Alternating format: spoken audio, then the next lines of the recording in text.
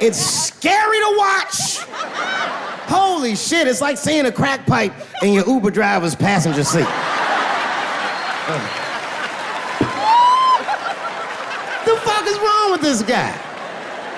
Yo, he is lunching, nigga. I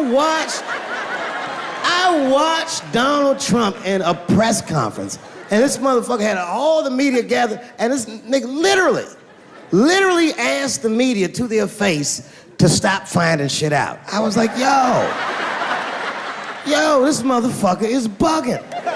And then, I'm not even making this up, his lips started sweating. His lips. Have you ever seen a motherfucker's lip sweat? What the fuck is wrong with this nigga's lips? It's like if you're on a plane, right? You ever been on a plane? I get scared to fly. I do it all the time. I be scared on there. And sometimes the plane will hit turbulence. And then I get nervous. But I always look at the flight attendant, and she looks calm, and it makes me feel calm. But if that bitch's lips were sweating, it's terrifying. Like, yo, nigga, why are your lips sweating? What do you know? And then, I'm not even making this shit up. This motherfucker grabbed the podium, he goes, you don't know how scary the things I read in my briefings are. And I was like, holy shit, man, you ain't supposed to tell us that, bro.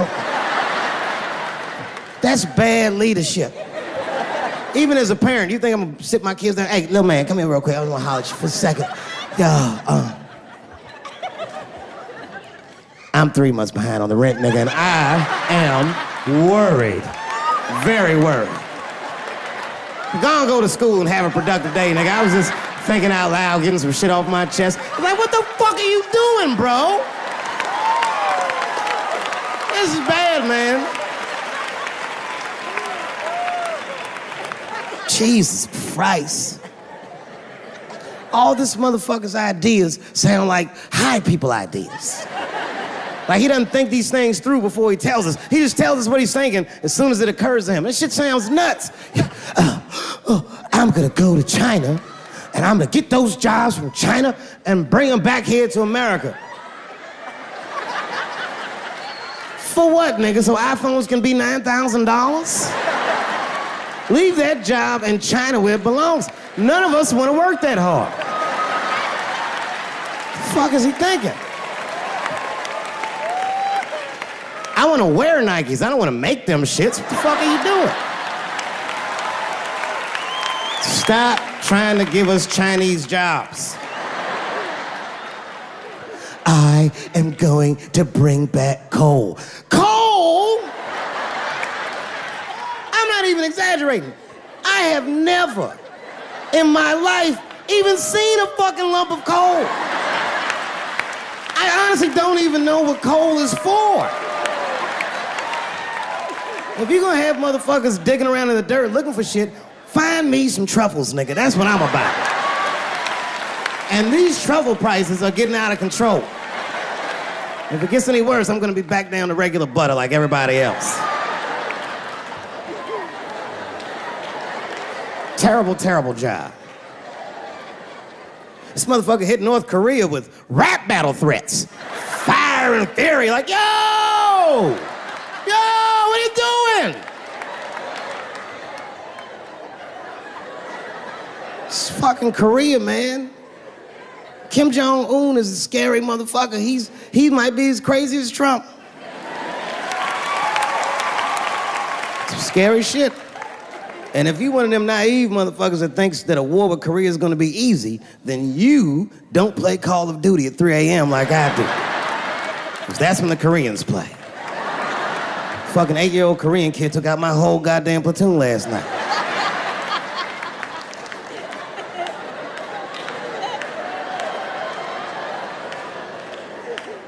I've never seen somebody in an office so high with the most just basic fucking solutions. Like, you know, we should not let any more Muslims in the country till we can figure out what's going on. Did he just say, figure out what's going on? Who doesn't know how to do basic math? Let's count it out, okay? There's been 17 mass shootings in the United States. 4 of them were done by Muslims. None of those 4 Muslims were from any of the 7 countries in your stupid ass original band.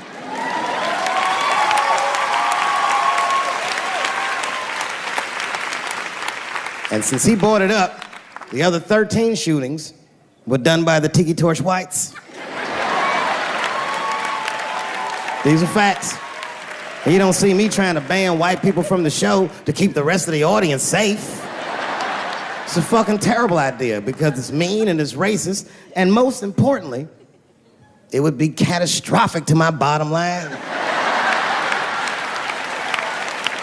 If there were no white people here tonight, I might leave this bitch with $1,800. This man needs to realize that we all need each other. And that's why we will never, ever be able to beat China. Because everybody in America is racist, and everybody in China is Chinese.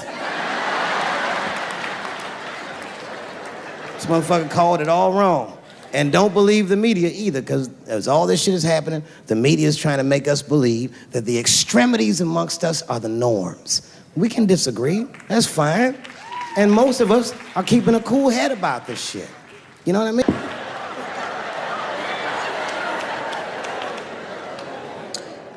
Sometimes I think that the media is hard on Trump. Because I'll see shit that they get on him about that doesn't seem bad to me. I mean, a nigga got on Trump about not staying in the White House enough. Who gives a fuck? This motherfucker was rich. Used to shit in a gold toilet. It's true. I don't know if you've ever been to the White House. It looks like a very nice place to work, but I wouldn't want to live in that Scooby-Doo ass house either. That shit's terrifying looking.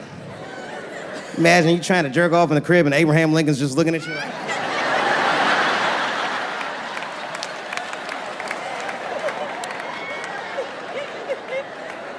Shit, Bush didn't stay there either. He was rich too. He was like, fuck that, I'm going to my ranch in Texas. Obama was the first motherfucker to move into the White House like, this is a nice place. Look at this rug.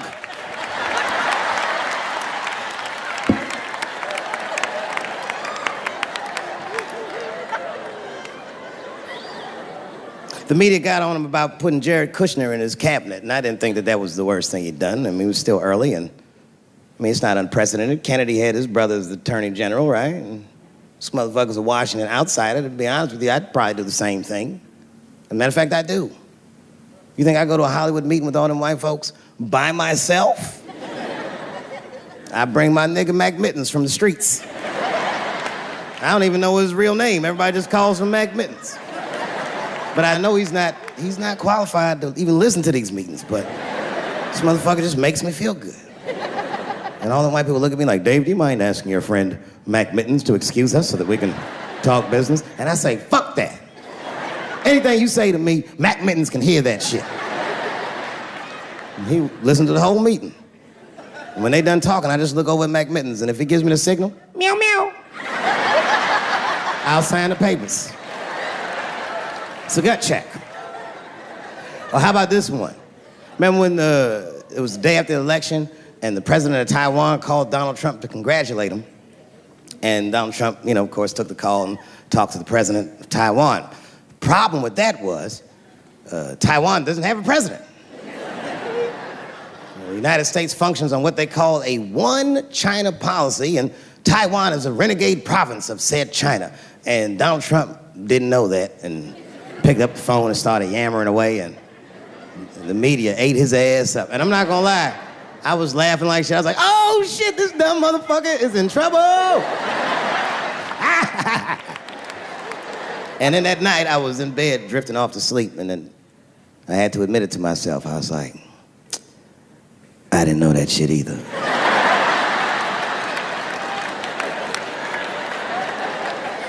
And then I realized the media got the story wrong. The story wasn't that Donald Trump took the call.